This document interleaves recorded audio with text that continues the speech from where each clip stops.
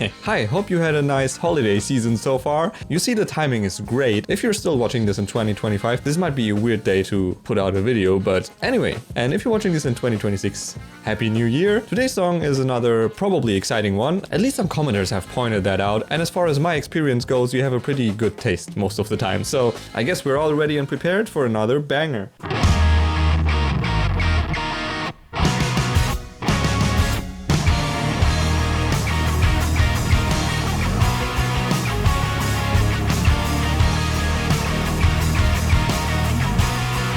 Getting a bit epic again here.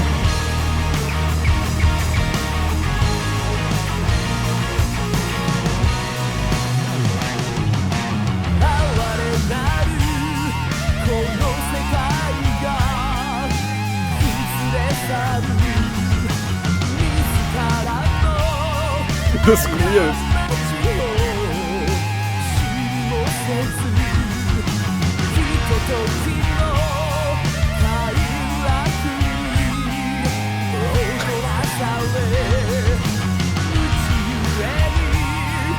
Oh, was that the little tremolo thing? I didn't even know he had a tremolo on his guitar, but this little boo-woo. He is having a lot of fun making those noises in the background. That's really cool.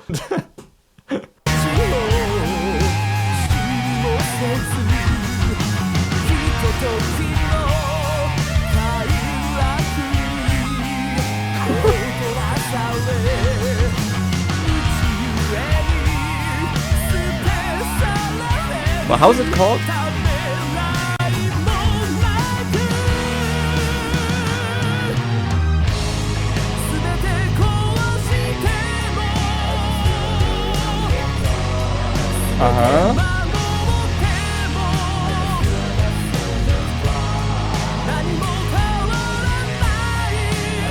That's very calm, like insert vocals.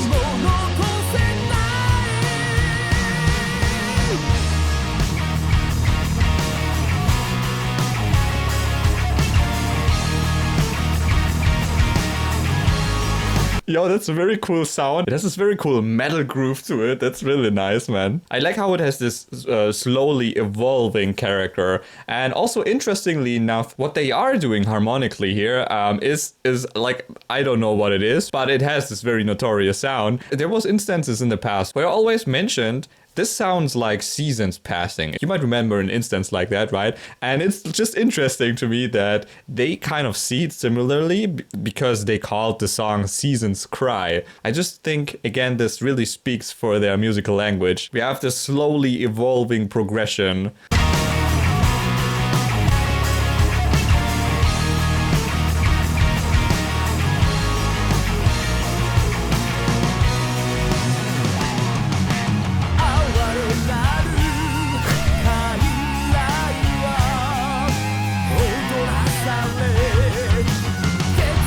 And it's Japanese. I'm really interested in what he's singing about.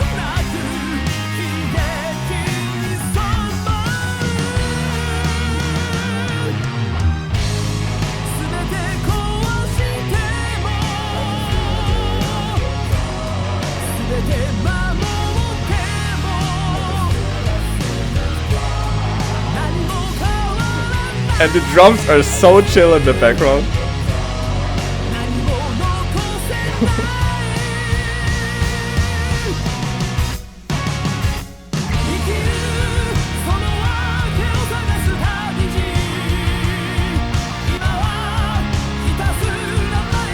Oh? Okay.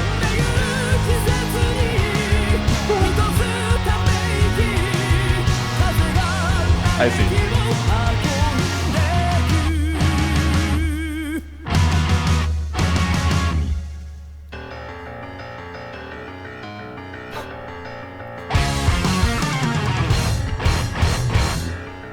Oh, it's getting proggy again, I see.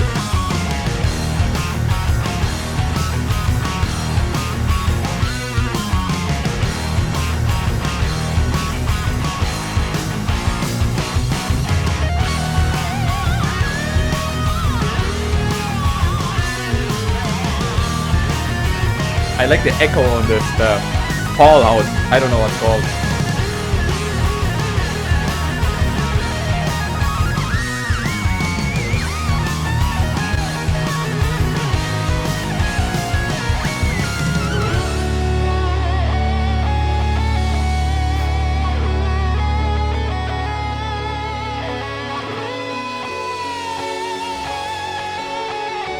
Ooh.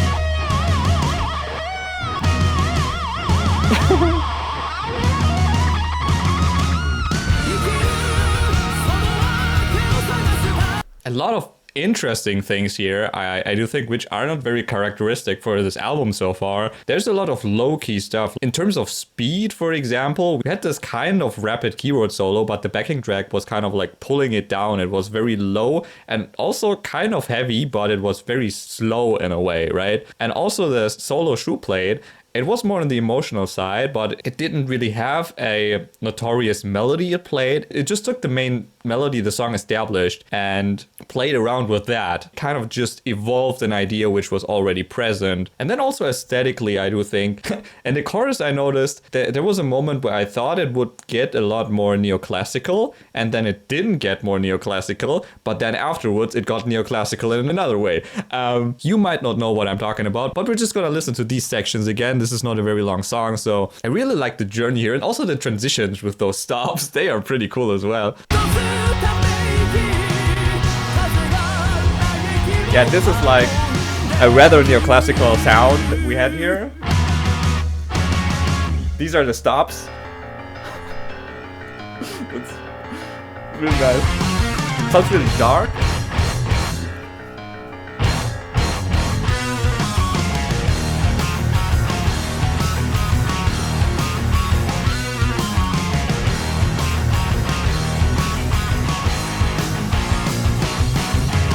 I like the guitar sound, like of the second guitar. It has this crunchiness. Obviously.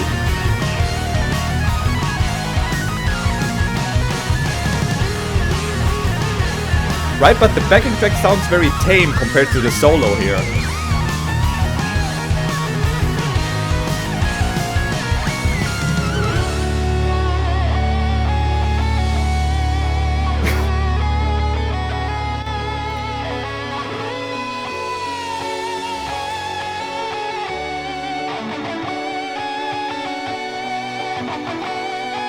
That's probably my favorite section of the track so far.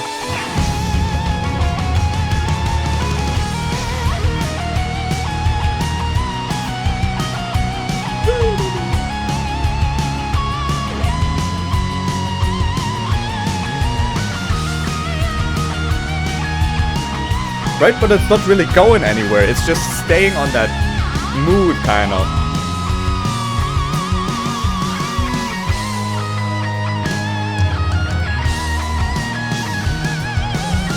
Here we have this little motif again.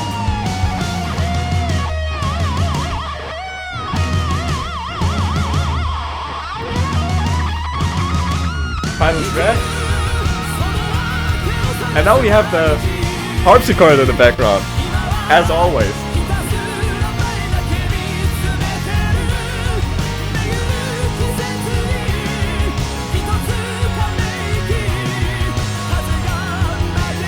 But this time, like, it really adds something.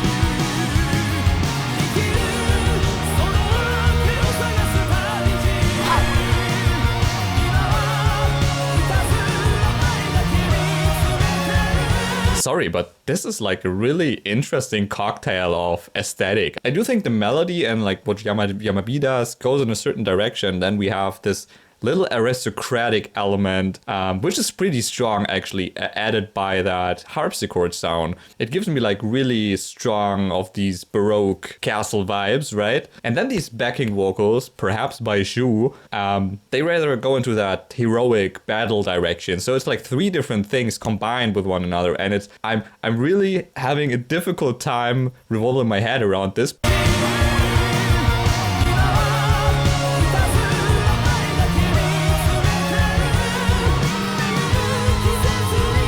But I also like the solo playing there.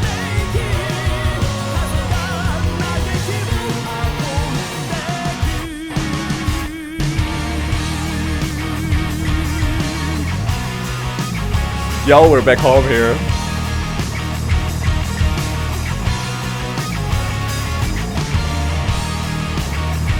This is just a very cool thing to end off with. I don't know. Has this cool swing to it.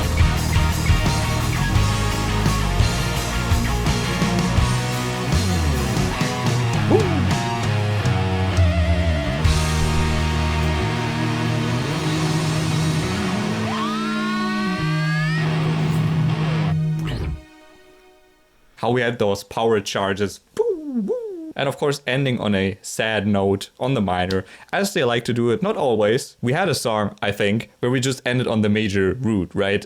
Which was just, it sounds unconventional to me in their sound. I think through this slow and melancholic dragging element, we certainly have some sort of melancholy here, but I think it's also interesting how they solved that. I personally had the sensation that the second guitar sounded somewhat heavy here, comparably, right? And this was also like exaggerated with those noises. We had those noises in the end, but also in the very beginning, those pinch harmonics and everything he did there. I mean, that's there for a reason, right?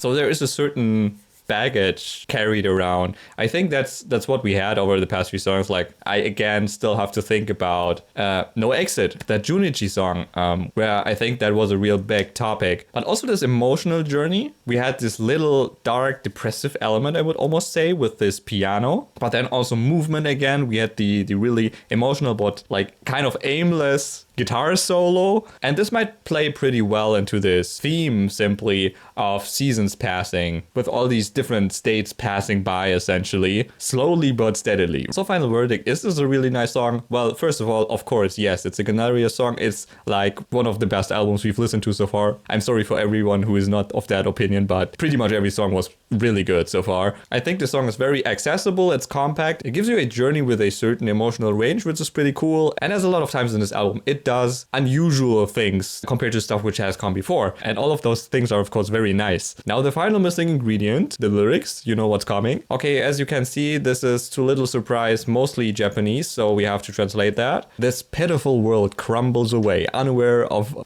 this pitiful world crumbles away, unaware of its own mistakes. Dance to fleeting pleasures, cast aside in ignorance without hesitation. I think I don't really have to point out here that they're really working with themes they have accumulated over the course of the album. And this is just the point where I think everything which has built up just starts to crumble by itself, right? And this might be, first of all, this dragon character, right? You can kind of see this is like very abstract at this point, but you can kind of see this pile of trash which has accumulated and which is moving, right?